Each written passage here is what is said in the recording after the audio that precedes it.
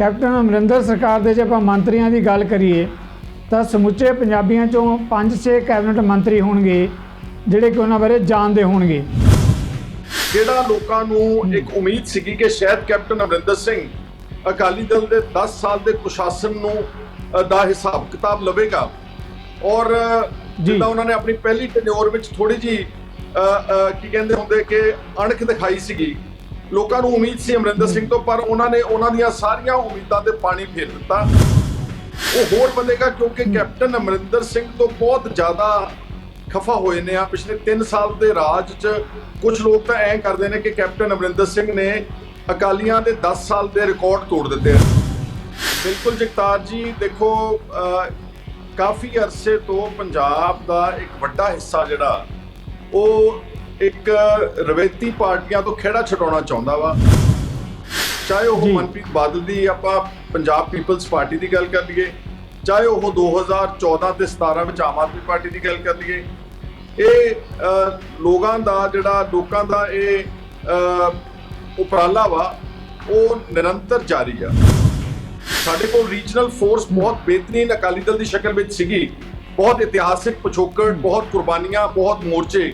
Unfortunately ਜਦੋਂ ਦੀ ਇਹ ਅਕਾਲੀ ਦਲ ਦਾ platform Badal ਪਰਿਵਾਰ ਦੇ ਹੱਥ ਵਿੱਚ ਆਇਆ, ਇਹਨਾਂ ਨੇ ਉਸ ਗਲੋਰੀਅਸ ਪਲੇਟਫਾਰਮ ਨੂੰ ਡਿਸਟਰੋਏ ਕਰਤਾ ਆਪਣੇ ਜ਼ਾਤੀ ਮਫਾਦਾਂ ਵਾਸਤੇ। ਹੁਣ ਪਿਛਲੇ ਕੁਝ ਸਮੇਂ ਤੋਂ ਤੁਸੀਂ ਦੇਖੋਗੇ ਕਿ ਅਕਾਲੀ ਦਲ ਜਿਹੜਾ ਮਾਈਨੋਰਿਟੀਜ਼ ਲਈ ਖੜਾ ਹੁੰਦਾ ਸੀ, ਫੈਡਰਲ ਢਾਂਚੇ ਵਾਸਤੇ ਖੜਾ ਹੁੰਦਾ ਸੀ, ਵੱਧ ਅਧਿਕਾਰਾਂ ਦੀ ਗੱਲ ਕਰਦਾ ਸੀ, ਉਹ ਹੁਣ ਬੀਜੇਪੀ ਦੀ ਇੱਕ ਜਿੱਦਾਂ ਬੀ ਟੀਮ ਬਣ ਕੇ ਰਹਿ ਗਿਆ ਸਿਰਫ। ਚਾਹੇ ਉਹ CAA ਦਾ ਬਿੱਲ ਆ, ਚਾਹੇ ਜੰਮੂ ਕਸ਼ਮੀਰ ਦੇ 2 ਟੋਟੇ ਹੋਏ। ਅਕਾਲੀ ਦਲ ਬੀਜੇਪੀ ਦੀ ਦਿੱਤੀ ਹੋਈ ਲਾਈਨ ਦੇ ਉੱਤੇ ਹਰ ਵਕਤ ਮੁਹਰ ਲਾਉਂਦਾ ਵਾ, ਜਿਹਦੇ ਕਰਕੇ ਹੁਣ ਪੰਜਾਬ ਦੇ ਲੋਕਾਂ ਨੂੰ ਇਹ ਮਹਿਸੂਸ ਹੋ ਗਿਆ ਕਿ ਅਸੀਂ ਤਾਂ ਕੀ ਕਹਿੰਦੇ ਹੁੰਦੇ ਆ ਕਿ ਬਿਲਕੁਲ ਬਿਨਾਂ ਕਿਸੇ ਆਵਾਜ਼ ਤੋਂ ਹੋ ਗਏ ਆ, ਬੇਆਵਾਜ਼ੇ ਹੋ ਗਏ ਆ।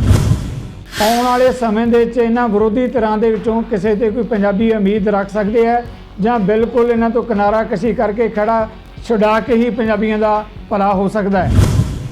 ਦੇਖੋ, ਨੋਰਮਲ ਕੋਰਸ ਵਿੱਚ ਆਮ ਆਦਮੀ ਪਾਰਟੀ ਦਾ ਮੇਨ ਸਟੇਜ ਜਿਹੜਾ ਪੋਲਿਟਿਕਸ ਦਾ ਪੰਜਾਬ ਦੇ ਵਿੱਚ ਜਿਹੜਾ ਉਹਨਾਂ ਦਾ ਬੇਸਿਕ ਏਜੰਡਾ, ਉਹ ਅਰਵਿੰਦ ਕੇਜਰੀਵਾਲ ਦੀ ਦਿੱਲੀ ਦੀ ਹਸਪਤਾਲਾਂ ਤੇ ਸਕੂਲਾਂ ਦੀ ਪਰਫਾਰਮੈਂਸ ਨੂੰ ਮੁੱਢ ਬਣਾ ਕੇ ਪੰਜਾਬ ਦੇ ਵਿੱਚ ਪੇਸ਼ ਕਰਨਾ ਚਾਹੁੰਦੇ ਨੇ। ਆਮਣੋ ਸਾਹਮਣੇ ਪ੍ਰੋਗਰਾਮ ਜਗਤਾਰ ਸਿੰਘ ਸਿੱਧੂ ਵੱਲੋਂ ਦਰਸ਼ਕਾਂ ਦਾ ਸਵਾਗਤ ਹੈ। ਅੱਜ ਸਾਡੇ ਨਾਲ ਹਨ ਸੁਖਪਾਲ ਖਹਿਰਾ, ਵਿਧਾਇਕ ਤੇ ਪੰਜਾਬ ਦੀ ਰਾਜਨੀਤੀ ਦਾ ਚਰਚਿਤ ਚਿਹਰਾ। ਜੇਕਰ ਮੈਂ ਇਹਨਾਂ ਦੀ ਜਾਣ ਪਹਿਚਾਣ ਦੀ ਗੱਲ ਕਰਾਂ ਤਾਂ ਪੰਜਾਬੀਆਂ ਲਈ ਇਹਨਾਂ ਵਾਸਤੇ ਕੋਈ ਜਾਣ ਪਹਿਚਾਣ ਦੀ ਜ਼ਰੂਰਤ ਨਹੀਂ ਹੈ, ਪਰ ਮੈਂ ਆਪਣੇ ਦਰਸ਼ਕਾਂ ਨਾਲ ਇੱਕ ਸੱਚ ਜਾਂ ਤੱਥ ਜਿਹੜੇ ਜ਼ਰੂਰ ਸਾਂਝੇ ਕਰਨੇ ਚਾਹੁੰਦਾ। ਕੈਪਟਨ ਅਮਰਿੰਦਰ ਸਰਕਾਰ ਦੇ ਜੇ ਆਪਾਂ ਮੰਤਰੀਆਂ ਦੀ ਗੱਲ ਕਰੀਏ ਤਾਂ ਸਮੁੱਚੇ ਪੰਜਾਬੀਆਂ ਚੋਂ 5-6 ਕੈਬਨਿਟ ਮੰਤਰੀ ਹੋਣਗੇ ਜਿਹੜੇ ਕਿ ਉਹਨਾਂ ਬਾਰੇ ਜਾਣਦੇ ਹੋਣਗੇ। ਜੇਕਰ ਵਿਧਾਨ ਸਭਾ ਦੇ 117 ਵਿਧਾਇਕਾਂ ਦੀ ਗੱਲ ਕਰੀਏ ਤਾਂ ਆਪਣੇ ਹਲਕੇ ਤੋਂ ਬਾਹਰ ਸ਼ਾਇਦ ਹੀ ਕਿਸੇ ਵਿਧਾਇਕ ਦਾ ਚਿਹਰਾ ਜਾਣਿਆ ਪਹਿਚਾਣਾ ਹੋਏਗਾ। ਹੁਣ ਇਸ ਦਾ ਦੂਜਾ ਪਹਿਲੂ ਲੈ ਲਓ, ਸੁਖਪਾਲ ਖਹਿਰਾ ਕੇਵਲ ਪੰਜਾਬ ਵਿੱਚ ਹੀ ਨਹੀਂ ਸਗੋਂ ਦੁਨੀਆ ਭਰ 'ਚ ਬੈਠੇ ਪੰਜਾਬੀਆਂ ਦੇ ਜਾਣੇ ਪਹਿਚਾਣੇ ਚਰਚਿਤ ਚਿਹਰੇ ਹੈ। ਇਹਨਾਂ ਬਾਰੇ ਮੈਂ ਜਾਣ ਪਛਾਣ ਹੋਰ ਲੰਬੀ ਚੌੜੀ ਕਰਨ ਤੋਂ ਪਹਿਲਾਂ ਇੱਕ ਗੱਲ ਦੇ ਤੌਰ 'ਤੇ ਮੈਂ ਜਵਾਬ ਦੇਣਾ ਚਾਹਾਂਗਾ। ਕਈ ਨੇਤਾ ਅਜਿਹੇ ਹੁੰਦੇ ਆ ਜਦੋਂ ਅਹੁਦਿਆਂ 'ਤੇ ਬੈਠਦੇ ਆ ਤਾਂ ਅਹੁਦਿਆਂ ਦੇ ਕੱਦ ਵੀ ਬੌਣੇ ਕਰ ਦਿੰਦੇ ਆ। ਸੁਖਪਾਲ ਖਹਿਰਾ ਜਿਸ ਅਹੁਦੇ 'ਤੇ ਬੈਠਦੇ ਆ ਤਾਂ ਅਹੁਦੇ ਦਾ ਕੱਦ ਵੀ ਉੱਚਾ ਕਰ ਦਿੰਦੇ ਆ। ਪੰਜਾਬ ਵਿਧਾਨ ਸਭਾ 'ਚ ਵਿਰੋਧੀ ਧਿਰ ਦੇ ਨੇਤਾ ਵਜੋਂ ਨਿਭਾਈ ਭੂਮਿਕਾ ਆਪਣੇ ਆਪ 'ਚ ਇਸ ਦੀ ਮਿਸਾਲ ਹੈ। ਸੁਖਪਾਲ ਖਹਿਰਾ ਦੇ ਨਾਲ ਪੰਜਾਬ ਦੇ ਰਾਜਸੀ ਤੇ ਸੰਕਟ ਨਾਲ ਜੁੜੇ ਮੁੱਦਿਆਂ 'ਤੇ ਕਰਾਂਗੇ ਗੱਲਬਾਤ। ਖਹਿਰਾ ਜੀ, ਸਾਡੇ ਪੈਨਲ ਤੇ ਚੈਨਲ ਤੇ ਆਉਣ ਲਈ ਮੇਰੀ ਟੀਮ ਵੱਲੋਂ ਦੁਨੀਆ ਭਰ 'ਚ ਬੈਠੇ ਦਰਸ਼ਕਾਂ ਵੱਲੋਂ ਤੁਹਾਨੂੰ ਜੀ ਆਇਆਂ ਨੂੰ ਸਵਾਗਤ ਹੈ ਤੁਹਾਡਾ। ਹਾਂਜੀ, ਬਹੁਤ ਬਹੁਤ ਸ਼ੁਕਰੀਆ ਔਰ ਸਾਰਿਆਂ ਨੂੰ ਮੇਰੀ ਫਤਿਹ ਅਰਜ਼ ਹੈ ਜੀ। ਮਿਹਰਬਾਨੀ। ਖਹਿਰਾ ਸਾਹਿਬ, ਪਹਿਲਾ ਸਵਾਲ ਮੈਂ ਉਸ ਮੁੱਦੇ ਨਾਲ ਜੋੜ ਕੇ ਲੈ ਰਿਹਾ। ਆਪਾਂ ਸਾਰੇ ਜਾਣਦੇ ਹਾਂ ਕਿ ਪੰਜਾਬ ਇਸ ਵੇਲੇ ਹੌਲੀ ਹੌਲੀ ਕਰਕੇ ਪੰਜਾਬ ਵਿਧਾਨ ਸਭਾ ਦੀਆਂ ਚੋਣਾਂ ਵੱਲ ਅੱਗੇ ਵਧ ਰਿਹਾ ਹੈ। ਪਿਛਲੀ ਵਾਰ ਜਿਹੜੀ ਧਿਰ ਦੇ ਵਿੱਚ ਤੁਸੀਂ ਸ਼ਾਮਲ ਸੀ ਤਾਂ ਪੰਜਾਬੀਆਂ ਨੇ ਉਸ ਨੂੰ ਰਵਾਇਤੀ ਧਿਰਾਂ ਦੇ ਬਦਲ ਦੇ ਤੌਰ 'ਤੇ ਪ੍ਰਵਾਨਗੀ ਦੇਣ ਦੀ ਕੋਸ਼ਿਸ਼ ਕੀਤੀ। ਹੁਣ ਜਦੋਂ ਬਦਲੀਆਂ ਹੋਈਆਂ ਪ੍ਰਸਥਿਤੀਆਂ ਪੰਜਾਬੀਆਂ ਦੇ ਸਾਹਮਣੇ ਹੈ, ਕੀ ਲੱਗਦਾ ਹੈ ਕਿ ਰਵਾਇਤੀ ਧਿਰਾਂ ਦੇ ਮੁਕਾਬਲੇ 'ਚ ਹੁਣ ਵੀ ਆਉਣ ਵਾਲੇ ਸਮੇਂ ਦੇ ਵਿੱਚ ਕੋਈ ਅਜਿਹਾ ਪਲੇਟਫਾਰਮ ਜਾਂ ਗੱਠਜੋੜ ਬਣਨ ਦੀ ਸੰਭਾਵਨਾ ਨੂੰ ਦੇਖ ਰਹੇ हैं जी खैरा साहब? ਬਿਲਕੁਲ ਜਗਤਾਰ ਜੀ, ਦੇਖੋ ਕਾਫੀ ਅਰਸੇ ਤੋਂ ਪੰਜਾਬ ਦਾ ਇੱਕ ਵੱਡਾ ਹਿੱਸਾ ਜਿਹੜਾ ਉਹ ਇੱਕ ਰਵਾਇਤੀ ਪਾਰਟੀਆਂ ਤੋਂ ਖਹਿੜਾ ਛਡਾਉਣਾ ਚਾਹੁੰਦਾ ਵਾ। ਔਰ ਚਾਹੇ ਉਹ ਮਨਪ੍ਰੀਤ ਬਾਦਲ ਦੀ ਆਪਾਂ ਪੰਜਾਬ ਪੀਪਲਸ ਪਾਰਟੀ ਦੀ ਗੱਲ ਕਰ ਲਈਏ, ਚਾਹੇ ਉਹ 2014 ਤੇ 17 ਵਿੱਚ ਆਮ ਆਦਮੀ ਪਾਰਟੀ ਦੀ ਗੱਲ ਕਰ ਲਈਏ, ਇਹ ਲੋਕਾਂ ਦਾ ਇਹ ਉਪਰਾਲਾ ਵਾ ਉਹ ਨਿਰੰਤਰ ਜਾਰੀ ਆ। ਔਰ ਇਸ ਵਾਰ ਮੈਂ ਸਮਝਦਾ ਕਿ ਇਹ ਜਿਹੜਾ ਵੈਕਿਊਮ ਹੈਗਾ ਪੋਲੀਟੀਕਲ ਤੀਸਰੇ ਧਿਰ ਦਾ, ਉਹ ਹੋਰ ਵਧੇਗਾ ਕਿਉਂਕਿ ਕੈਪਟਨ ਅਮਰਿੰਦਰ ਸਿੰਘ ਤੋਂ ਬਹੁਤ ਜ਼ਿਆਦਾ ਖਫਾ ਹੋਏ ਨੇ ਆ ਪਿਛਲੇ 3 ਸਾਲ ਦੇ ਰਾਜ 'ਚ।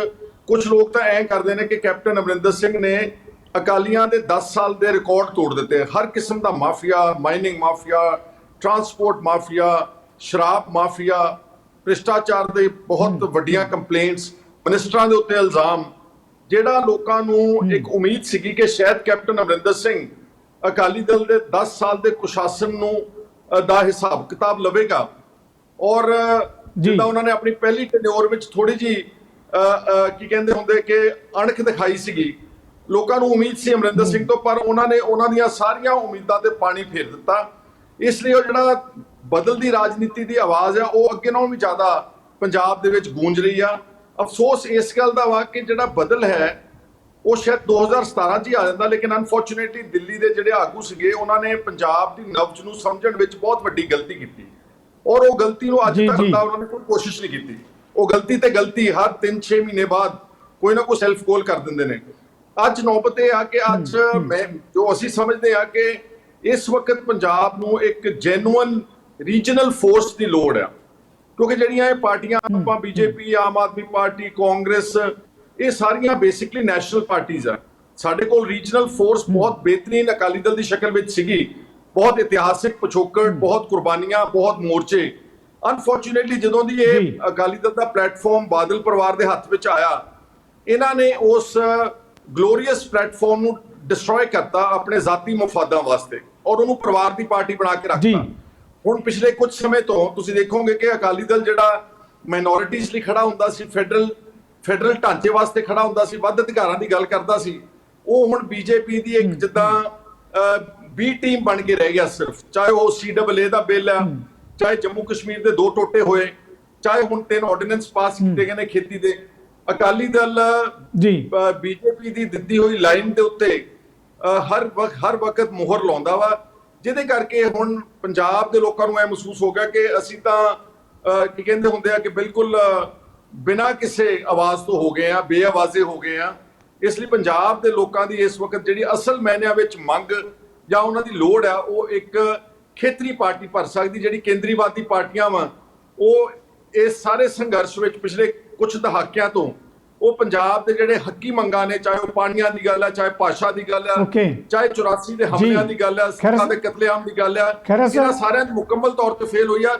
ਲਾਸਟ ਗੱਲ ਮੈਂ ਕਹਿਣਾ ਚਾਹੁੰਦਾ, ਆਪਾਂ ਗੱਲ ਕਰਦੇ ਆ ਕਿ ਤਾਈਓ ਅਸੀਂ ਮਹਿਸੂਸ ਕਰਦੇ ਕਿ ਅੱਜ ਪੰਜਾਬ ਨੂੰ ਇੱਕ ਰੀਜਨਲ ਪਾਰਟੀ ਦੀ ਸਹੀ ਮਾਇਨਿਆਂ ਵਿੱਚ ਜਿਹੜੇ ਪੰਜਾਬ ਦੇ ਹਕੂਕ ਨੂੰ ਨਿਡਰਤਾ ਨਾਲ ਡਿਫੈਂਡ ਕਰੇ, ਉਹਦੀ ਲੋੜ ਹੈ ਜੀ। ਖੈਰ ਸਾਹਿਬ, ਬਹੁਤ ਵੱਡੇ ਮੁੱਦੇ ਤੇ ਤੁਸੀਂ ਗੱਲ ਕਰ ਰਹੇ ਹੋ ਕਿ ਪੰਜਾਬ ਸ਼ੁਰੂ ਤੋਂ ਹੀ ਜਿਹੜਾ ਹੈਗਾ ਇਸ ਤੌਰ ਤੇ ਜਾਣਿਆ ਗਿਆ ਕਿ ਖੇਤਰੀ ਨੁਮਾਇੰਦਗੀ ਦੀ ਗੱਲ ਕਰਦੇ ਹਾਂ। ਤੁਹਾਡੇ ਪਿਤਾ ਰਾਜਨੀਤੀ ਦੇ ਵਿੱਚ ਬਹੁਤ ਲੰਬਾ ਸਮਾਂ ਉਹਨਾਂ ਨੇ ਭੂਮਿਕਾ ਨਿਭਾਈ ਹੈ। ਅਨੰਦਪੁਰ ਸਾਹਿਬ ਦੇ ਮਤੇ ਦੀ ਗੱਲ ਕਰ ਲਈਏ, ਫੈਡਰਲ ਢਾਂਚੇ ਦੀ ਗੱਲ ਕਰ ਲਈਏ, ਪਰਿਵਾਰ ਦੇ ਤੌਰ ਤੇ ਵੀ ਜੇ ਮੈਂ ਕਹਾਂ ਤੇ ਤੁਹਾਨੂੰ ਗੁੜਤੀ ਦੇ ਵਿੱਚੋਂ ਇਹ ਗੱਲ ਮਿਲੀ ਹੈ। ਇਸ ਵੇਲੇ ਵੀ ਜਿਹੜੀਆਂ ਕੁਝ ਧਿਰਾਂ ਹੈਗੀਆਂ ਜਿਹੜੀਆਂ ਅਕਾਲੀ ਦਲ ਨੂੰ ਟੁੱਟ ਕੇ ਅਕਾਲੀਆਂ ਟਕਸਾਲੀਆਂ ਦੀ ਗੱਲ ਕਰ ਲਈਏ, ਸੁਖਦੇਵ ਸਿੰਘ ਢੀਂਡਸਾ ਦੀ ਗੱਲ ਕਰ ਲਈਏ, ਧਰਮਵੀਰ ਗਾਂਧੀ ਹੈ, ਕੁਝ ਹੋਰ ਲੋਕ ਹੈਗੇ ਹੈ ਖੇਤਰੀ ਧਿਰ ਦੇ ਤੌਰ ਤੇ ਉਭਾਰ ਦਾ ਯਤਨ ਕਰ ਰਹੇ ਹੈ। ਜੇ ਇਦਾਂ ਦਾ ਯਤਨ ਕੋਈ ਪਲੇਟਫਾਰਮ ਜਾਂ ਗੱਠਜੋੜ ਬਣਦਾ ਹੈ ਤਾਂ ਤੁਹਾਨੂੰ ਲੱਗਦਾ ਹੈ ਕਿ ਉਪਰਾਲਾ ਸਿਰੇ ਚੜ੍ਹ ਸਕਦਾ ਹੈ, ਜਿਹਦੇ 'ਚ ਤੁਹਾਡਾ ਵੀ ਇੱਕ ਚਿਹਰਾ ਜੇ ਇਸ ਤਰ੍ਹਾਂ ਦੀਆਂ ਹਸਤੀਆਂ ਜਿਨ੍ਹਾਂ ਨੂੰ ਲੋਕਾਂ ਤੇ ਭਰੋਸਾ ਹੈਗਾ ਉਹ ਅੱਗੇ ਆਉਂਦੇ ਤਾਂ ਪੋਸੀਬਿਲਿਟੀ ਬਣ ਸਕਦੀ ਆਉਣ ਵਾਲੇ ਦਿਨਾਂ 'ਚ? ਕੋਈ ਬਿਲਕੁਲ ਬਣ ਸਕਦੀ ਹੈ, ਅਵਸ਼ ਬਣ ਸਕਦੀ ਹੈ ਜੀ। ਔਰ ਇਹ ਜਿਹੜਾ ਮੈਂ ਤੁਹਾਨੂੰ ਕਹਿ ਰਿਹਾ ਵਾਂ ਕਿ ਵੈਕਿਊਮ ਪਹਿਲਾਂ ਨਾਲੋਂ ਵੀ ਵੱਡਾ ਹੋਇਆ ਵਾ, ਇਸ ਲਈ ਇਸ ਵੈਕਿਊਮ ਨੂੰ ਭਰਨ ਵਾਸਤੇ ਸਾਡੇ ਸਾਰਿਆਂ ਦੀ ਜ਼ਿੰਮੇਵਾਰੀ ਵੀ ਆ। ਔਰ ਬਿਲਕੁਲ ਕੀ ਕਹਿੰਦੇ ਆ ਕਿ ਨਿਰਪੱਖਤਾ ਦੇ ਨਾਲ, ਬਿਨਾਂ ਕਿਸੇ ਲਾਲਚ ਤੋਂ, ਬਿਨਾਂ ਸ਼ਰਤ ਤੋਂ, ਕੁਝ ਧਿਰਾਂ ਇਸ ਤਰ੍ਹਾਂ ਦੀਆਂ ਜਿਹੜੀਆਂ ਨਿਰੰਤਰ ਪੰਜਾਬ ਲਈ ਰਵਾਇਤੀ ਸਿਸਟਮ ਦੇ ਖਿਲਾਫ, ਕਰਪਸ਼ਨ ਦੇ ਖਿਲਾਫ ਲਗਾਤਾਰ ਲੜਦੀਆਂ ਤੁਰੀਆਂ ਆ ਰਹੀਆਂ ਨੇ। ਅਗਰ ਇਹ ਸਾਰੀਆਂ ਧਿਰਾਂ ਅਸੀਂ ਇਕੱਠੀਆਂ ਕਰ ਲਈਏ ਇੱਕ ਪਲੇਟਫਾਰਮ ਤੇ, ਅਸੂਲਨ ਤਾਂ ਇੱਕ ਨਿਸ਼ਾਨ, ਇੱਕ ਵਿਧਾਨ, ਇੱਕ ਪ੍ਰਧਾਨ ਕੌਨਫੀਡੈਂਸ ਪੈਦਾ ਕਰਦਾ ਲੋਕਾਂ 'ਚ। ਇਹ ਸਾਨੂੰ ਇਸ ਤਰ੍ਹਾਂ ਦਾ ਉਪਰਾਲਾ ਕਰਨਾ ਚਾਹੀਦਾ ਜਿਹਦੇ 'ਚ ਅਸੀਂ ਸਾਰੇ ਇੱਕ ਪਲੇਟਫਾਰਮ ਤੇ, ਇੱਕ ਮੰਚ ਤੇ ਇਕੱਠੇ ਹੋ ਰਹੀ।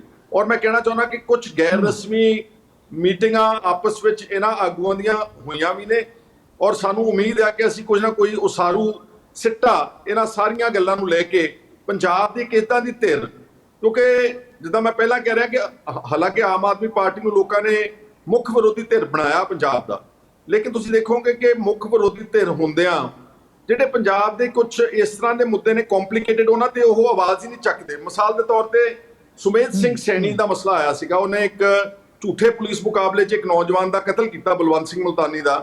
ਤੁਸੀਂ ਦੇਖੋਗੇ ਕਿ ਆਮ ਆਦਮੀ ਪਾਰਟੀ ਦਾ ਉਹਦੇ ਤੇ ਕੋਈ ਸਟੈਂਡ ਨਹੀਂ ਸੀਗਾ, ਚੁੱਪ ਸੀਗੇ। ਹੁਣੇ ਅਕਾਲ ਤਖਤ ਸਾਹਿਬ ਦੇ ਜਥੇਦਾਰ ਨੇ 6 ਜੂਨ ਨੂੰ ਜਿਹੜੀ ਤਕਰੀਰ ਕੀਤੀ, ਉਹਦੇ 'ਚ ਬੜਾ ਇੱਕ ਪੋਲੀਟੀਕਲ ਸਟ੍ਰੋਮ ਉੱਠਿਆ, ਵਿਵਾਦ ਉੱਠਿਆ। ਔਰ ਮੈਂ ਸਮਝਦਾ ਵਾਂ ਕਿ ਉੱਥੇ ਪੰਜਾਬ ਦੀਆਂ ਜਿਹੜੀਆਂ ਸਹੀ ਧਿਰਾਂ ਨੇ ਉਹਨਾਂ ਨੂੰ ਪੰਜਾਬ ਨਾਲ ਹੋਈ ਬੇਇਨਸਾਫੀ ਨੂੰ ਘੱਟੋ ਘੱਟ ਲੋਕਾਂ ਦੀ ਕਚਹਿਰੀ ਵਿੱਚ ਰੱਖਣਾ ਚਾਹੀਦਾ। ਕਿਸ ਤਰ੍ਹਾਂ ਸਾਨੂੰ ਸਾਡੇ ਪਾਣੀ ਖੋਏ ਗਏ, ਕਿਸ ਤਰ੍ਹਾਂ ਸਾਡਾ ਜਿਹੜਾ ਚੰਡੀਗੜ੍ਹ ਦੀ ਰਾਜਧਾਨੀ ਖੋਈ ਗਈ, ਕਿਸ ਤਰ੍ਹਾਂ ਸਾਡੇ ਪੰਜਾਬੀ ਬੋਲਦੇ ਇਲਾਕੇ ਖੋਏ ਗਏ, ਕਿਸ ਤਰ੍ਹਾਂ ਦਰਬਾਰ ਸਾਹਿਬ ਤੇ ਹਮਲਾ ਹੋਇਆ, ਕਿਸ ਤਰ੍ਹਾਂ 36 ਸਾਲ ਪਹਿਲਾਂ ਸਿੱਖਾਂ ਦਾ ਕਤਲੇਆਮ ਹੋਇਆ। ਇਹਨਾਂ ਗੱਲਾਂ ਨੂੰ ਲੋਕਾਂ 'ਚ ਕਹਿਣ ਦੀ ਬਜਾਏ ਆਮ ਆਦਮੀ ਪਾਰਟੀ ਦੇ ਲੋਕ ਲੀਡਰ ਇੰਨੇ ਡਰ ਗਏ ਗਿਆਨੀ ਹਰਪ੍ਰੀਤ ਸਿੰਘ ਦੇ ਬਿਆਨ ਨੂੰ ਦੇ ਸਿਲਸਿਲੇ 'ਚ ਕਿ ਉਹਨਾਂ ਨੂੰ ਕਈਆਂ ਨੇ ਇਹ ਕਹਿਤਾ ਕਿ ਮੇਰਾ ਕੀ ਕਸੂਰ, ਮੈਂ ਉਸ ਪਰਿਵਾਰ ਵਿੱਚ ਪੈਦਾ ਹੋਈ। ਬਲਜਿੰਦਰ ਕੌਰ ਨੇ ਕਿਹਾ, ਹਾਲਾਂਕਿ ਉਹਦਾ ਪਿਛੋਕੜ ਗਰਮ ਖਿਆਲਾਂ ਵਾਲੇ ਪਰਿਵਾਰ ਖਾਲਿਸਤਾਨ ਦੇ ਪਰਿਵਾਰ ਨਾਲ ਜੁੜਿਆ ਸੀ, ਬਟ ਉਹ ਆਪਣੇ ਪਰਿਵਾਰ ਤੋਂ ਕਿਨਾਰਾ ਕਰ ਗਈ। ਇਹਦਾ ਮਤਲਬ ਉਹਨਾਂ ਨੂੰ ਦਿੱਲੀੋਂ ਬਹੁਤ ਵੱਡੀਆਂ ਹਦਾਇਤਾਂ ਨੇ, ਉਹ ਦਿੱਲੀੋਂ ਡਰਦੇ ਨੇ, ਉਹ ਦਿੱਲੀੋਂ ਕਮਾਂਡ ਲੈਣਾ ਚਾਹੁੰਦੇ ਨੇ, ਔਰ ਉਹ ਸੋਚਦੇ ਨੇ ਕਿ ਕਿਤੇ ਅਸੀਂ ਆਪਣੇ ਦਿੱਲੀ ਦੇ ਬੌਸਸ ਨੂੰ ਕਿਸੇ ਤਰ੍ਹਾਂ ਨਾਰਾਜ਼ ਨਾ ਕਰ ਲਈਏ। ਸੋ ਇਹ ਦੱਸਦਾ ਵਾ ਕਿ ਆਮ ਆਦਮੀ ਪਾਰਟੀ ਵੀ ਪੰਜਾਬ ਦੇ ਕੰਪਲਿਕੇਟਡ ਪੱਖ ਦੇ ਇਸ਼ੂਜ਼ ਤੇ ਉਸ ਤਰ੍ਹਾਂ ਪੰਜਾਬ ਦੇ ਮੁੱਦਿਆਂ ਨੂੰ ਡਿਫੈਂਡ ਨਹੀਂ ਕਰ ਸਕਦੀ ਜਿਸ ਤਰ੍ਹਾਂ ਪੰਜਾਬ ਦੀ ਕੋਈ ਖੇਤਰੀ ਪਾਰਟੀ ਰੀਜਨਲ ਫੋਰਸ ਡਿਫੈਂਡ ਕਰ ਸਕਦੀ। ਖੈਰਾ ਸਾਹਿਬ, ਇਸ ਮੁੱਦੇ ਤੇ ਮੈਂ ਇੱਕ ਜਿਹੜਾ ਕਿ ਸਵਾਲ ਜ਼ਰੂਰ ਹੋਰ ਲਵਾਂਗਾ, ਕਿਉਂਕਿ ਆਮ ਆਦਮੀ ਪਾਰਟੀ ਇਸ ਵੇਲੇ ਜਿੱਦਾਂ ਤੁਸੀਂ ਆਪ ਵੀ ਕਹਿ ਰਹੇ ਹੋ ਮੁੱਖ ਵਿਰੋਧੀ ਧਿਰ ਦੇ ਤੌਰ ਤੇ ਜਿਹੜਾ ਸੰਵਿਧਾਨ ਮੁਤਾਬਕ ਉਹ ਬੈਠੀ ਹੈਗੀ ਹੈ, ਪਰ ਪੰਜਾਬੀਆਂ ਦੀਆਂ ਉਮੀਦਾਂ ਤੇ ਖਰਾ ਨਹੀਂ ਉਤਰੀ। ਦੂਜੇ ਪਾਸੇ ਵਿਰੋਧੀ ਧਿਰ 'ਚ ਅਕਾਲੀ ਦਲ ਬੈਠਾ, ਜਿਹਦੇ ਬਾਰੇ ਵੀ ਤੁਸੀਂ ਕਮੈਂਟਸ ਕੀਤੀ ਹੈ। ਇਹ ਦੋਨੇ ਧਿਰਾਂ 'ਚ ਅਕਾਲੀ ਦਲ ਹੈ ਚਾਹੇ ਆਮ ਆਦਮੀ ਪਾਰਟੀ ਹੈ, ਕੈਪਟਨ ਅਮਰਿੰਦਰ ਦੀ ਤੁਸੀਂ ਗੱਲ ਕਰ ਰਹੇ ਹੋ, ਆਉਣ ਵਾਲੇ ਸਮੇਂ ਦੇ ਵਿੱਚ ਇਹਨਾਂ ਵਿਰੋਧੀ ਧਿਰਾਂ ਦੇ ਵਿੱਚੋਂ ਕਿਸੇ ਤੇ ਕੋਈ ਪੰਜਾਬੀ ਉਮੀਦ ਰੱਖ ਸਕਦੇ ਹੈ ਜਾਂ ਬਿਲਕੁਲ ਇਹਨਾਂ ਤੋਂ ਕਿਨਾਰਾ ਕਸ਼ੀ ਕਰਕੇ ਖੜਾ ਛੁਡਾ ਕੇ ਹੀ ਪੰਜਾਬੀਆਂ ਦਾ ਭਲਾ ਹੋ ਸਕਦਾ ਹੈ? ਦੇਖੋ, ਨੋਰਮਲ ਕੋਰਸ ਵਿੱਚ ਆਮ ਆਦਮੀ ਪਾਰਟੀ ਦਾ ਮੇਨ ਸਟੇਜ ਜਿਹੜਾ ਪੋਲਿਟਿਕਸ ਦਾ ਪੰਜਾਬ ਦੇ ਵਿੱਚ ਜਿਹੜਾ ਉਹਨਾਂ ਦਾ ਬੇਸਿਕ ਏਜੰਡਾ, ਉਹ ਅਰਵਿੰਦ ਕੇਜਰੀਵਾਲ ਦੀ ਦਿੱਲੀ ਦੀ ਹਸਪਤਾਲਾਂ ਤੇ ਸਕੂਲਾਂ ਦੀ ਪਰਫਾਰਮੈਂਸ ਨੂੰ ਮੁੱਢ ਬਣਾ ਕੇ ਪੰਜਾਬ ਦੇ ਵਿੱਚ ਪੇਸ਼ ਕਰਨਾ ਚਾਹੁੰਦੇ ਨੇ। ਠੀਕ ਹੈ, ਐਜੂਕੇਸ਼ਨ ਤੇ ਹੈਲਥ ਕੇਅਰ ਬਹੁਤ ਇੰਪੋਰਟੈਂਟ ਇਸ਼ੂਜ਼ ਹੈ ਪੰਜਾਬ ਵਾਸਤੇ ਵੀ, ਪਰ ਕੀ ਲੱਗਦਾ ਤੁਹਾਨੂੰ ਕਿ ਪੰਜਾਬ ਦਾ ਹੱਲ ਇਕੱਲਾ ਐਜੂਕੇਸ਼ਨ ਤੇ ਹੈਲਥ ਕੇਅਰ ਹੀ ਹੈ? ਜਿਹੜੇ ਸਾਡੇ ਬੇਰੁਜ਼ਗਾਰੀ ਆ, ਜਿਹੜੇ ਨਸ਼ੇ ਨੇ ਇਸ ਵੱਡੇ ਪੱਧਰ ਦੇ ਉੱਤੇ, ਜਿਹੜਾ ਕਿ ਇੱਕ ਬਹੁਤ ਬਰਨਿੰਗ ਇਸ਼ੂ ਆ, ਕਿਸਾਨਾਂ ਦਾ 1 ਲੱਖ ਕਰੋੜ ਰੁਪਏ ਦਾ ਕਰਜ਼ਾ, ਕਿਸਾਨ ਖੇਤ ਮਜ਼ਦੂਰ ਆਤਮ ਹੱਤਿਆ ਕਰ ਰਹੇ ਨੇ। ਇਸੇ ਤਰ੍ਹਾਂ ਸਾਡਾ ਜਿਹੜਾ ਵਪਾਰ ਆ ਉਹ ਹਿਲ ਸਟੇਟਸ ਨੂੰ ਦਿੱਤੇ ਹੋਏ ਪੈਕੇਜ ਦੇ ਕਰਕੇ ਬਹੁਤ ਨਿਕਾਰ ਵੱਲ ਜਾ ਰਿਹਾ ਵਾ, ਔਰ ਪੰਜਾਬ ਇੱਕ ਲੈਂਡ ਲੌਕ ਬਾਰਡਰ ਸਟੇਟ ਹੋਣ ਕਰਕੇ ਸਾਡੀ ਨਾ ਐਗਰੀਕਲਚਰ ਪ੍ਰੋਡਿਊਸ ਦੀ ਕੋਈ ਕੀਮਤ ਪੈ ਰਹੀ ਆ, ਨਾ ਸਾਡੇ ਵਪਾਰੀਆਂ ਵੱਲੋਂ ਬਣਾਏ ਸਮਾਨ ਦੀ ਕੋਈ ਕੀਮਤ ਪੈ ਰਹੀ, ਕਿਉਂਕਿ ਜਦ ਤੱਕ ਸਾਡਾ ਪਾਕਿਸਤਾਨ ਵਾਲਾ ਬਾਰਡਰ ਨਹੀਂ ਖੁੱਲੇਗਾ ਔਰ ਪੁਰਾਣਾ ਜਿਹੜਾ ਸੈਂਟਰਲ ਏਸ਼ੀਆ ਦਾ ਰੂਟ ਜਿੱਥੋਂ ਬਹੁਤ ਟ੍ਰੇਡ ਹੁੰਦਾ ਸੀਗਾ, ਜਦ ਤੱਕ ਉਹ ਨਹੀਂ ਖੁੱਲੇਗਾ ਉਦੋਂ ਤੱਕ ਪੰਜਾਬ ਦੇ ਆਰਥਿਕ ਮਸਲਿਆਂ ਦਾ ਹੱਲ ਕੱਢਣਾ ਬਹੁਤ ਔਖਾ।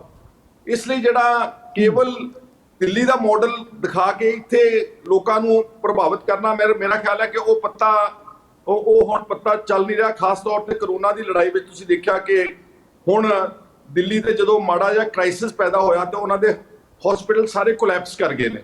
ਇਹਦਾ ਮਤਲਬ ਸਿਰਫ ਉਹ ਚੰਗੇ ਸਮੇਂ ਦੇ ਵਾਸਤੇ ਦਿਖਾਉਣ ਵਾਸਤੇ ਤਸਵੀਰਾਂ ਸੀਗੀਆਂ। ਔਰ ਨਾਲ ਮੈਂ ਕਹਿਣਾ ਚਾਹੁੰਦਾ ਕਿ ਜਿਹੜੇ ਪੰਜਾਬ ਦੇ ਪੋਲੀਟੀਕਲ ਡਿਮਾਂਡਸ ਆ, ਜਿਹੜੇ ਵੱਧ ਅਧਿਕਾਰਾਂ ਦੀ ਗੱਲ ਆ, ਜਾਂ ਜਿਹੜਾ ਦਰਬਾਰ ਸਾਹਿਬ ਦਾ ਹਮਲਾ, ਜਾਂ ਸਾਡੇ ਜਿਹੜੇ ਪਾਣੀ ਖੋਏ ਗਏ, ਇਹ ਇਸ ਤਰ੍ਹਾਂ ਦੇ ਵੱਡੇ ਮੁੱਦੇ ਨੇ ਜਿਹੜੇ ਅੱਜ ਦੀ ਪ੍ਰਿੰਸੀਪਲ ਆਪੋਜੀਸ਼ਨ ਪਾਰਟੀ ਉਹਨਾਂ ਨੂੰ ਜ਼ੋਰਦਾਰ ਢੰਗ ਦੇ ਨਾਲ ਡਿਫੈਂਡ ਨਹੀਂ ਕਰ ਰਹੀ, ਕਿਉਂਕਿ ਕਿਤੇ ਨਾ ਕਿਤੇ ਜਦੋਂ ਆਵਾਜ਼ ਇਸ ਤਰ੍ਹਾਂ ਦੇ ਮੁੱਦਿਆਂ ਤੇ ਬੋਲਣਗੇ ਉਹਨਾਂ ਨੂੰ ਦਿੱਲੀੋਂ ਜਵਾਬ ਤਲਬੀ ਹੁੰਦੀ। ਜਦੋਂ ਖੈਰਾ ਜੀ, ਜਿਸ ਮੁੱਦੇ ਤੇ ਤੁਸੀਂ ਗੱਲ ਕਰ ਰਹੇ ਸੀ ਕਿ ਕਿਸ ਤਰੀਕੇ ਨਾਲ ਕੇਂਦਰ ਦੀ ਆਪਾਂ ਜ਼ਿਆਦਤੀਆਂ ਦੀ ਗੱਲ ਕਰਦੇ ਹਾਂ, ਤੁਸੀਂ ਵਿਰੋਧੀ ਧਿਰ ਦੇ ਨੇਤਾ ਦੇ ਤੌਰ ਤੇ ਜਿਹੜੇ ਸਵਾਲ ਉਠਾਏ, ਕਿੱਦਾਂ ਤੁਹਾਨੂੰ ਦਿੱਲੀ 'ਚ ਬੁਲਾ ਕੇ ਪੁੱਛਗਿੱਛ ਜਿਹੜੀ ਹੈ ਕੀਤੀ ਗਈ। ਖੈਰ ਸਾਹਿਬ ਮੁੱਦੇ ਤਾਂ ਹੋਰ ਵੀ ਬਹੁਤ ਵੱਡੇ ਹਨ, ਕਿਉਂਕਿ ਤੁਸੀਂ ਚਰਚਾ ਕਰ ਰਹੇ ਹੋ। ਇਸ ਕਰਕੇ ਮੈਂ ਦਰਸ਼ਕਾਂ ਲਈ ਇੱਕ ਵਾਰ ਜ਼ਰੂਰ ਜਾਣਨਾ ਚਾਹਾਂਗਾ ਕਿ ਵਿਰੋਧੀ ਧਿਰ ਦੇ ਨੇਤਾ ਵਜੋਂ ਤੁਹਾਨੂੰ ਜਿਹੜਾ ਉਹਦਾ ਇਸ ਲਈ ਉਹਦੀ ਬਲੀ ਦੇਣੀ ਪਈ, ਛੱਡਣਾ ਪਿਆ, ਕਿਉਂਕਿ ਤੁਸੀਂ ਪੰਜਾਬ ਦੇ ਹਿੱਤਾਂ ਲਈ ਉਹਨਾਂ ਮੁੱਦਿਆਂ ਨੂੰ ਉਠਾਇਆ ਜਿਹੜੀਆਂ ਸ਼ਾਇਦ ਕੌਮੀ ਪੱਧਰ ਤੇ ਪਾਰਟੀਆਂ ਉਹਨਾਂ ਨੂੰ ਛੋਹਣ ਨੂੰ, ਉਹਨਾਂ ਨੂੰ ਟੱਚ ਕਰਨ ਨੂੰ ਵੀ ਤਿਆਰ ਨਹੀਂ। ਖੈਰਾ ਜੀ। ਬਿਲਕੁਲ ਐਗਜ਼ੈਕਟਲੀ ਮੈਂ ਤੁਹਾਨੂੰ ਮੇਰਾ ਐਕਸਪਲੇਨ ਕਰਨ ਦਾ ਮਤਲਬ ਇਹ ਆ ਕਿ ਚਾਹੇ ਆਮ ਆਦਮੀ ਪਾਰਟੀ ਬਾਕੀ ਰਵਾਇਤੀ ਪਾਰਟੀਆਂ ਨਾਲੋਂ ਆਪਣੇ ਆਪ ਨੂੰ ਪੋਲੀਟੀਕਲੀ ਹਾਈ ਮੋਰਲ ਗਰਾਊਂਡ ਤੇ ਗਿਣਦੀ ਆ, ਠੀਕ ਹੈ ਕਿ ਐਜੂਕੇਸ਼ਨ ਅੱਛੀ ਚਲਾ ਰਹੇ ਨੇ, ਦਿੱਲੀ 'ਚ ਹਸਪੀਟਲ ਅੱਛੇ ਚਲਾ ਰਹੇ ਨੇ, ਮੁਹੱਲਾ ਕਲੀਨਿਕ ਚਲਾ ਰਹੇ ਨੇ, ਪਰ ਮੇਰਾ ਇਹ ਕਹਿਣ ਦਾ ਮਤਲਬ ਸੀਗਾ ਕਿ ਪੰਜਾਬ ਦੀ ਉਹਨਾਂ ਦੀ ਜਿਹੜੀ ਟੀਮ ਆ ਉਹਨੂੰ ਆਪਣੀ ਗੱਲ ਆਪਣੇ ਸੂਬੇ ਤੇ ਆਪਣੀ ਕੌਮ ਦੇ ਵਾਸਤੇ ਕਹਿਣ ਦੀ ਕੋਈ ਪੂਰੀ 100% ਆਜ਼ਾਦੀ ਨਹੀਂ ਗੀ। ਉਹਦਾ ਉਦਾਹਰਨ ਮੈਂ ਦਿੱਤਾ ਜਦੋਂ ਮੈਂ 2020 ਤੇ ਜਦੋਂ ਆਪਣਾ ਪੱਖ ਰੱਖਿਆ ਤੇ ਮੈਨੂੰ ਦਿੱਲੀ ਦੀ ਲੀਡਰਸ਼ਿਪ ਨੇ ਬੁਲਾ ਕੇ ਬਕਾਇਦਾ ਟੋਕਿਆ ਕਿ ਜੋ ਕੁਝ ਤੁਸੀਂ ਕਹਿ ਰਹੇ ਹੋ ਉਹਦਾ ਸਾਡਾ ਦਿੱਲੀ ਦੇ ਵੋਟਾਂ ਤੇ ਅਸਰ ਪੈਂਦਾ ਵਾ। ਸਿਮਿਲਰਲੀ ਜਿਹੜੀਆਂ ਨੈਸ਼ਨਲ ਪਾਰਟੀਆਂ ਨੇ, ਜਿੱਦਾਂ ਪਾਣੀ ਦਾ ਮਸਲਾ ਲਾ ਲਓ ਪੰਜਾਬ ਦਾ, ਜਿਹੜਾ ਪੰਜਾਬ ਦੇ ਪਾਣੀਆਂ ਦੀ ਗੱਲ ਇੱਥੋਂ ਦੀ ਕੋਈ ਲੋਕਲ ਧਿਰ ਕਰ ਸਕਦੀ ਆ, ਉਹ ਕੋਈ ਵੀ ਨੈਸ਼ਨਲ ਪਾਰਟੀ, ਕੌਮੀ ਪਾਰਟੀ ਨਹੀਂ ਕਰ ਸਕਦੀ, ਕਿਉਂਕਿ ਉਹਨਾਂ ਨੂੰ ਹਰਿਆਣੇ 'ਚ ਵੀ ਵੋਟਾਂ ਲੈਣੀਆਂ, ਉਹਨਾਂ ਨੇ ਰਾਜਸਥਾਨ 'ਚ ਵੀ ਵੋਟਾਂ ਲੈਣੀਆਂ, ਉਹਨਾਂ ਨੇ ਦਿੱਲੀ ਵਿੱਚ ਵੀ ਵੋਟਾਂ ਲੈਣੀਆਂ। ਸੋ ਇਸ ਕਰਕੇ ਕਾਫੀ ਕੁਝ ਸੋਚਣ ਵਿਚਾਰਨ ਤੋਂ ਬਾਅਦ ਮੈਂ ਤਾਂ ਇਸ ਨਤੀਜੇ ਤੇ ਪਹੁੰਚਾ, ਔਰ ਮੇਰੇ ਨਾਲ ਕਾਫੀ ਸਾਡੇ ਸਤਿਕਾਰਯੋਗ ਆਗੂ ਸਹਿਮਤ ਨੇ ਕਿ ਅੱਜ ਬਹੁਤ ਵੱਡਾ ਵੈਕਿਊਮ ਇੱਕ ਖੇਤਰੀ ਪਾਰਟੀ ਦੀ ਲੋੜ ਹੈਗੀ ਆ। ਉਹਦਾ ਏਜੰਡਾ ਅੱਛਾ ਤੈਅ ਕੀਤਾ ਜਾਵੇ, ਉਹਦੇ 'ਚ ਵੱਧ ਅਧਿਕਾਰਾਂ ਦੀ ਗੱਲ ਹੋਵੇ, ਉਹਦੇ 'ਚ ਘੱਟ ਗਿਣਤੀਆਂ ਦੇ ਹਕੂਕ ਤੇ ਰਾਖੀ ਦੇਣ ਦੀ ਗੱਲ ਰੱਖੀ ਜਾਵੇ। ਬਿਲਕੁਲ ਠੀਕ ਜਿਹੜਾ ਖੈਰ ਸਾਹਿਬ, ਜਦੋਂ ਤੁਸੀਂ ਪੁਰਾਣੀ ਪੰਜਾਬ ਪਾਰਟੀ ਦੀ ਆਪਣੇ ਦੋਸਤਾਂ ਦੀ ਗੱਲ ਕਰ ਰਹੇ ਹੋ, ਕੁਝ ਦੋਸਤ ਉਸ ਪਾਰਟੀ ਦੇ ਅੰਦਰ ਵੀ ਜੇ ਸੀ ਜਿਹੜੇ ਤੁਹਾਡੇ ਨਾਲ ਖੜੇ ਸੀ, ਕੰਵਰ ਸੰਧੂ ਦੀ ਗੱਲ ਕਰ ਲਈਏ, ਕੋਈ ਦੂਜੇ ਆਗੂਆਂ ਦੀ ਗੱਲ ਕਰ ਲਈਏ, ਜਦੋਂ ਆਪਾਂ ਖੇਤਰੀ ਪਾਰਟੀ ਦੀ ਬਦਲ ਦੀ ਗੱਲ ਕਰਦੇ ਹਾਂ, ਇਹ ਪੋਸੀਬਿਲਿਟੀ ਨੂੰ ਸਾਹਮਣੇ ਰੱਖਿਆ ਜਾ ਸਕਦਾ ਹੈ ਕਿ ਜਿਹੜੇ ਤੁਹਾਡੇ ਪੁਰਾਣੇ ਮਿੱਤਰ ਆਮ ਆਦਮੀ ਪਾਰਟੀ 'ਚ ਜਿਹੜੇ ਤੁਹਾਡੇ ਨਾਲ ਸਹਿਮਤ ਸੀ, ਉਹ ਵੀ ਹੋ ਸਕਦਾ ਹੈ ਕਿ ਉਸ ਨਵੇਂ ਹੰਗਾਰੇ ਨੂੰ, ਨਵੇਂ ਬਦਲ ਨੂੰ ਹੰਗਾਰਾ ਭਰਨਾ। ਬਿਲਕੁਲ ਭਰਨਗੇ, ਕਿਉਂਕਿ ਇਹ ਜਿਹੜੇ ਅਸੀਂ ਚਰਚਾਵਾਂ ਕਰ ਰਹੇ ਹਾਂ, ਅਸੀਂ ਸਭ ਨੂੰ ਕੌਨਫੀਡੈਂਸ ਵਿੱਚ ਲੈ ਰਹੇ ਹਾਂ। ਮੈਂ ਤੁਹਾਨੂੰ ਦੱਸਿਆ ਕਿ ਕੁਝ ਗੈਰ ਰਸਮੀ ਮੀਟਿੰਗਾਂ ਜਿਹੜੀਆਂ ਹੋਈਆਂ ਨੇ ਉਹਨਾਂ ਵਿੱਚ ਸਾਰਾ ਕੁਝ ਸਪਸ਼ਟ ਰੱਖ ਦਿੱਤਾ ਗਿਆ, ਔਰ ਜਿਹੜੇ ਤੁਸੀਂ ਕਹਿ ਰਹੇ ਹੋ ਕਿ ਸਾਡੇ ਕੁਲੀਗਸ ਜਿਹੜੇ ਆਮ ਆਦਮੀ ਪਾਰਟੀ ਵੱਲੋਂ ਨਕਾਰੇ ਗਏ ਸੀ, ਨਾਰਾਜ਼ ਚੱਲ ਰਹੇ ਨੇ, ਉਹ ਡੈਫੀਨੇਟਲੀ ਚਾਹੁੰਦੇ ਨੇ ਕਿ ਪੰਜਾਬ ਦਾ ਕੋਈ ਅੱਛਾ ਅਲਟਰਨੇਟਿਵ ਸਾਹਮਣੇ ਆਵੇ ਲੋਕਾਂ ਦੇ ਵਿੱਚ, ਜਿਹੜਾ ਪੰਜਾਬ ਦੇ ਮਸਲਿਆਂ ਨੂੰ ਪੰਜਾਬ ਦੀ ਧਰਤੀ ਤੇ ਬੈਠ ਕੇ ਹੱਲ ਕਰਾਉਣ ਦਾ ਉਪਰਾਲਾ ਕਰ ਸਕੇ। ਸਾਡੀ ਆਮ ਆਦਮੀ ਪਾਰਟੀ ਨਾਲ ਵੀ ਜਦੋਂ ਲੜਾਈ ਹੋਈ ਆ 2018 ਦੇ ਅਗਸਤ, ਜਦੋਂ ਉਹਨਾਂ ਨੇ ਮੈਨੂੰ ਟਵਿੱਟਰ ਤੇ ਲਾਇਆ ਸੀਗਾ, ਬਿਲਕੁਲ ਇਹੀ ਲੜਾਈ ਸੀਗੀ ਕਿ ਸਾਨੂੰ ਪੰਜਾਬ ਦੇ ਯੂਨਿਟ ਨੂੰ ਚਲਾਉਣ ਲਈ ਮੁਕੰਮਲ ਆਜ਼ਾਦੀ, ਆਪਣਾ ਢਾਂਚਾ ਬਣਾਉਣ ਲਈ, ਆਪਣਾ ਏਜੰਡਾ ਤੈਅ ਕਰਨ ਲਈ ਟੋਟਲ ਆਟੋਨਮੀ ਦੇਣੀ ਚਾਹੀਦੀ ਹੈ। ਉਹਨਾਂ ਨੇ ਚਲੋ ਉਸ ਨੂੰ, ਸਾਡੀ ਉਸ ਮੰਗ ਨੂੰ ਠੁਕਰਾਤਾ ਤੇ ਬਾਅਦ ਵਿੱਚ ਉਹ ਐ ਸ਼ੋਅ ਕਰ ਰਹੇ ਨੇ ਕਿ ਅਸੀਂ ਪੰਜਾਬ ਦੇ ਯੂਨਿਟ ਨੂੰ ਅਧਿਕਾਰ ਦਿੱਤੇ, ਨਹੀਂ ਦਿੱਤੇ। ਬਿਲਕੁਲ ਸਹੀ ਜਿਹੜਾ ਹੈਗਾ। ਖੈਰ ਸਾਹਿਬ, ਇਸੇ ਮਾਮਲੇ ਨਾਲ ਹੀ ਜਿਹੜੀ ਜੁੜੀ ਵੀ ਗੱਲ ਅੱਗੇ ਜੁੜਮਾ ਜਿਹੜਾ ਹੈਗਾ ਸਵਾਲ ਮੈਂ ਲੈਣਾ ਚਾਹੁੰਦਾ, ਉਹ ਹੈ ਕਿ ਅਕਾਲੀ ਦਲ ਦੀ ਜਦੋਂ ਸਰਕਾਰ ਸੀ ਤਾਂ ਬਰਗਾੜੀ ਦੇ ਸ਼ਹੀਦਾਂ ਦੀ ਗੱਲ ਕਰੀਏ, ਗੁਰੂ ਗ੍ਰੰਥ ਸਾਹਿਬ ਦੀ ਬੇਅਦਬੀ ਦੀ ਗੱਲ ਕਰ ਲਈਏ, ਅਕਾਲੀ ਦਲ ਦਾ ਸਮਾਂ ਲੰਘ ਗਿਆ, ਹੁਣ ਤੁਸੀਂ ਕੈਪਟਨ ਅਮਰਿੰਦਰ ਬਾਰੇ ਆਪ ਵੀ ਕਮੈਂਟਸ ਕਰ ਰਹੇ ਹੈ, ਇਹਦੀ ਸਰਕਾਰ ਵੀ ਇਹਨਾਂ ਵਾਅਦਿਆਂ ਤੇ ਆਈ ਸੀ ਕਿ ਇਹਨਾਂ ਦੇ ਦੋਸ਼ੀਆਂ ਨੂੰ ਅਸੀਂ ਕਟਹਿਰੇ 'ਚ ਖੜਾ ਕਰਾਂਗੇ, ਸਜ਼ਾਵਾਂ ਦੇਵਾਂਗੇ। ਜਿਸ ਬਦਲ ਦੀ ਤੁਸੀਂ ਗੱਲ ਕਰ ਰਹੇ ਹੋ, ਜਿਨ੍ਹਾਂ ਸ਼ਹੀਦਾਂ ਦੀ ਤੁਸੀਂ ਗੱਲ ਕਰ ਰਹੇ ਹੋ, ਪੰਜਾਬ ਨਾਲ ਹੋਈਆਂ ਜ਼ਿਆਦਤੀਆਂ ਦੀ ਗੱਲ ਕਰ ਰਹੇ ਹੋ, ਉਹਨਾਂ ਜ਼ਿਆਦਤੀਆਂ 'ਚ ਇਹਨਾਂ ਸਮਿਆਂ 'ਚ ਇਹ ਵੀ ਬਹੁਤ ਵੱਡੀਆਂ ਜ਼ਿਆਦਤੀਆਂ ਹੈਗੀਆਂ। ਖੈਰ ਸਾਹਿਬ, ਪੰਜਾਬੀ ਇਹ ਵੀ ਜਾਣਨਾ ਚਾਹੁੰਦੇ ਆ ਕਿ ਤੁਹਾਡੀ ਧਿਰ ਅੱਗੇ ਆਉਂਦੀ ਹੈ, ਹੰਗਾਰਾ ਮਿਲਦੀ ਹੈ, ਇਹ ਅਹਿਮ ਏਜੰਡੇ 'ਚ ਹੋਏਗਾ ਸਥਾਨ ਇਹਨਾਂ ਧਿਰਾਂ ਨੂੰ ਵੀ? ਨਹੀਂ, ਇਹ ਸਾਰੇ ਇਸ਼ੂਜ਼ ਹੀ ਪੰਜਾਬ ਦੇ ਨੇ ਜੀ। ਜਿਹੜਾ ਗੁਰੂ ਗ੍ਰੰਥ ਸਾਹਿਬ ਦੀ ਬੇਅਦਬੀ ਦਾ ਮਸਲਾ ਔਰ ਬਾਈਬਲ ਕਲਾਂ ਦੇ ਵਿੱਚ ਨੌਜਵਾਨਾਂ ਦਾ ਮਾਰੇ ਜਾਣਾ, ਜਾਂ ਉਸ ਤੋਂ ਪਹਿਲਾਂ ਜਦੋਂ ਮੈਂ ਗੱਲ ਕਿਹਾ ਕਿ ਝੂਠੇ ਪੁਲਿਸ ਮੁਕਾਬਲਿਆਂ ਵਿੱਚ ਪੁਲਿਸ ਵੱਲੋਂ ਸਿੱਖਾਂ ਦੇ ਕਤਲੇਆਮ ਹੋਣਾ, ਔਰ ਇਹ ਸਾਰੇ ਬੜੇ ਪੱਕ ਦੇ ਮਸਲੇ ਨੇ, ਔਰ ਕੈਪਟਨ ਅਮਰਿੰਦਰ ਸਿੰਘ ਇਹਦੇ ਤੇ ਬਹੁਤ ਬੁਰੀ ਤਰ੍ਹਾਂ ਨਾਲ ਫੇਲ ਹੋਏ ਨੇ, ਔਰ ਉਹਨਾਂ ਨੇ 3 ਸਾਲ ਵਿੱਚ ਇਸ ਇਸ਼ੂ ਨੂੰ ਕੰਪਲਿਕੇਟ ਕੀਤਾ। ਕਦੀ SIT ਬਣਾ ਦਿੰਦੇ ਨੇ, ਕਦੀ ਕਮਿਸ਼ਨ ਬਣਾ ਦਿੰਦੇ ਨੇ, ਕਦੀ ਹਾਈ ਕੋਰਟ ਚਲ ਜਾਂਦੇ ਨੇ, ਕਦੀ ਫਰੀਦਕੋਟ ਅਦਾਲਤ ਵਿੱਚ ਆ ਜਾਂਦੇ ਨੇ। ਉਹਨਾਂ ਨੇ ਜਾਣ ਬੁੱਝ ਕੇ ਇਸ ਇਸ਼ੂ ਨੂੰ ਇੰਨਾ ਕਿ ਜ਼ਿਆਦਾ ਕੰਪਲਿਕੇਟ ਕਰਤਾ, ਧੁੰਦਲਾ ਕਰਤਾ। ਮੈਂ ਸਮਝਦਾ ਕਿ ਜਿਹੜੀ ਪੰਜਾਬ ਦੀ ਕੋਈ ਅਸਲ ਧਿਰ ਉੱਠੇਗੀ, ਉਹ ਇਹਨਾਂ ਮਸਲਿਆਂ ਨੂੰ ਆਪਣੇ ਏਜੰਡੇ ਦੇ ਉੱਤੇ 100% ਰੱਖੇਗੀ।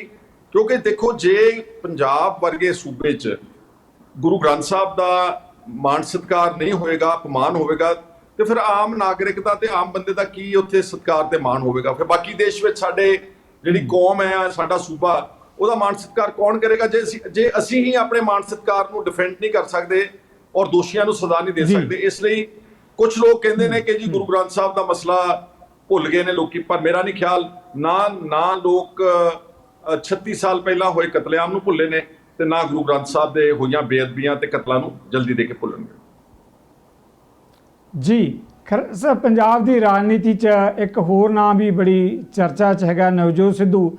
ਬੇਸ਼ੱਕ ਉਹ ਕਾਂਗਰਸ 'ਚ ਬੈਠੇ ਹੈ, ਪ੍ਰਗਟ ਸਿੰਘ ਉਹ ਕਾਂਗਰਸ 'ਚ ਬੈਠੇ ਹੈ, ਇਹ ਨਹੀਂ ਪਤਾ ਕਿ ਕੱਲ੍ਹ ਨੂੰ ਕਾਂਗਰਸ 'ਚ ਰਹਿੰਦੇ ਆ ਜਾਂ ਨਹੀਂ ਰਹਿੰਦੇ। ਕਈ ਤਰ੍ਹਾਂ ਦੀਆਂ ਕਿਆਸ ਰਾਈਆਂ ਹੈਗੀਆਂ। ਇੱਦਾਂ ਦੇ ਕੁਝ ਚਿਹਰੇ ਵੀ ਜੇਕਰ ਆਪਣੀ ਪਾਰਟੀ ਦੀ ਗ੍ਰਿਪ 'ਚੋਂ ਬਾਹਰ ਨਿਕਲ ਕੇ ਬਦਲਦੇ ਤੌਰ 'ਤੇ ਸਾਹਮਣੇ ਆਉਂਦੇ ਹੈ, ਇਹੋ ਜਿਹਾ ਗੱਠਜੋੜ ਜਾਂ ਇਹੋ ਜਿਹੇ ਚਿਹਰੇ ਵੀ ਪ੍ਰਵਾਨਿਤ ਹੋਣਗੇ ਸਾਰੇ ਪੰਜਾਬੀਆਂ ਨੂੰ, ਜਿੱਦਾਂ ਤੁਸੀਂ ਕਹਿ ਰਹੇ ਹੋ ਕਿ ਪੰਜਾਬ ਦੇ ਹਿਤੈਸ਼ੀ ਇੱਕ ਤਾਂ ਇਕੱਠੇ ਹੋਣੇ ਚਾਹੀਦੇ ਹੈ।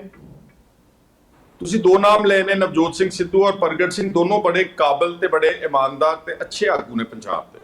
ਅਸੀਂ ਸਮਝਦੇ ਹਾਂ ਕਿ ਦੇਖੋ ਫੈਸਲਾ ਤਾਂ ਅਲਟੀਮੇਟਲੀ ਇਹਨਾਂ ਆਗੂਆਂ ਨੇ ਕਰਨਾ ਕਿ ਅਸੀਂ ਕਾਂਗਰਸ ਵਿੱਚ ਰਹਿਣਾ ਵਾ ਜਾਂ ਅਸੀਂ ਕੋਈ ਵਿਕਲਪ ਕਿਸੇ ਆਲਟਰਨੇਟ ਪੋਲੀਟੀਕਲ ਪਲੇਟਫਾਰਮ ਤੇ ਜਾਣਾ।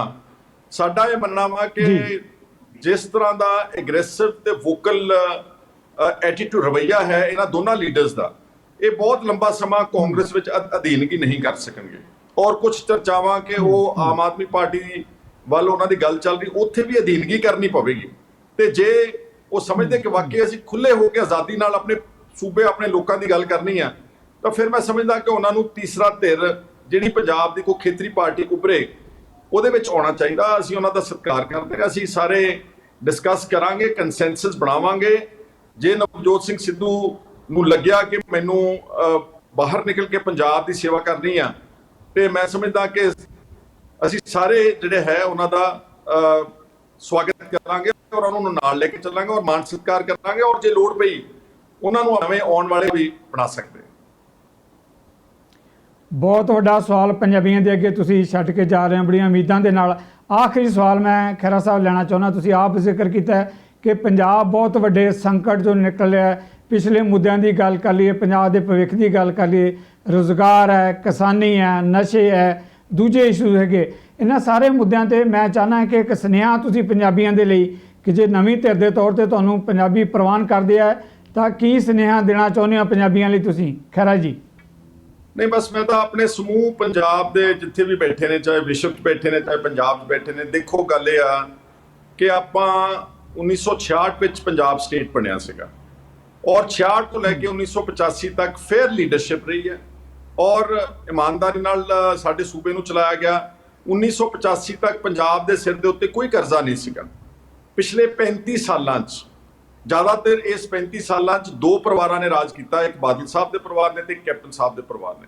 ਪਿਛਲੇ 35 ਸਾਲਾਂ 'ਚ ਸਾਡਾ ਸੂਬਾ 2.5 ਲੱਖ ਕਰੋੜ ਦਾ ਕਰਜ਼ਈ ਹੋ ਗਿਆ ਔਰ ਇਹਦੇ ਇੰਪਲੀਕੇਸ਼ਨ ਐਡੇ ਸੀਰੀਅਸ ਹੋਏ ਕਿ ਅਸੀਂ ਇੱਕ ਤਾਂ ਜਿੰਨੀ ਸਾਡੀ ਕਮਾਈ ਆਉਂਦੀ ਆ, ਰੈਵਨਿਊ ਆਉਂਦੀ, ਆਮਦਨ ਆਉਂਦੀ ਆ, ਉਹ ਸਾਰੀ ਇਕੱਲੇ ਵਿਆਜ ਭਰਨ ਵਿੱਚ ਹੀ ਚਲੀ ਜਾਂਦੀ। ਆਲਮੋਸਟ 20,000 ਕਰੋੜ ਰੁਪਈਆ ਵਿਆਜ ਵਿੱਚ ਜਾਂਦਾ ਪੰਜਾਬ ਸਰਕਾਰ ਦਾ, ਜਿਹਦੇ ਕਰਕੇ ਕੋਈ ਪੁਖਤਾ ਵਿਕਾਸ ਜਾਂ ਕੋਈ ਅੱਛੀ ਮੀਨਿੰਗਫੁਲ ਅਚੀਵਮੈਂਟ ਪੰਜਾਬ ਆਪਣੇ ਪਿਛਲੇ 35 ਸਾਲ ਵਿੱਚ ਨਹੀਂ ਕਰ ਸਕਿਆ।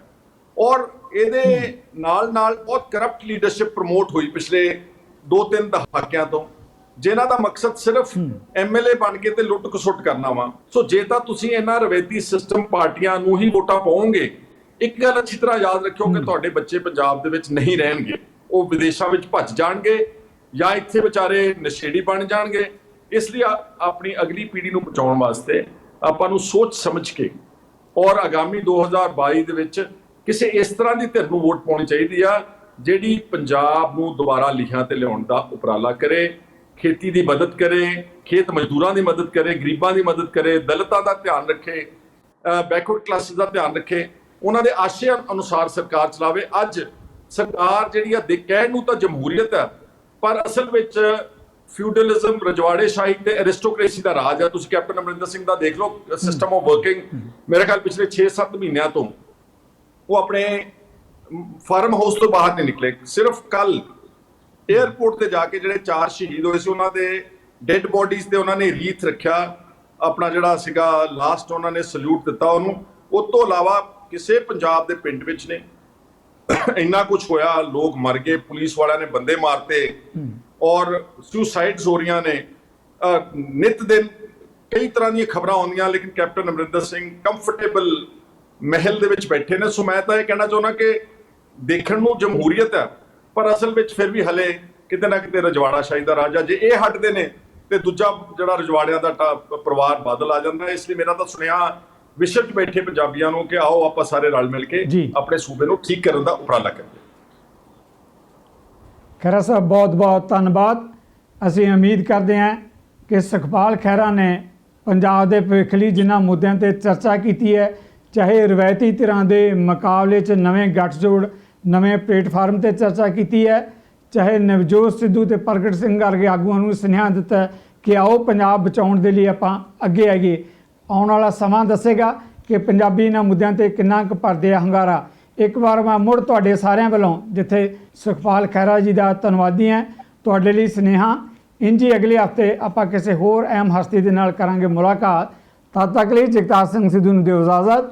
ਸਤਿ ਸ੍ਰੀ ਅਕਾਲ। ਸਾਡਾ ਹਰ ਇੱਕ ਪ੍ਰੋਗਰਾਮ ਦੇਖਣ ਤੇ ਸਾਡੇ ਨਾਲ ਜੁੜਨ ਲਈ ਸਬਸਕ੍ਰਾਈਬ ਕਰੋ ਚੈਨਲ ਪੰਜਾਬੀ ਤੇ ਨੋਟੀਫਿਕੇਸ਼ਨ ਲਈ ਬੈਲ ਆਈਕਨ ਵਾਲੇ ਬਟਨ ਤੇ ਕਲਿੱਕ ਕਰੋ।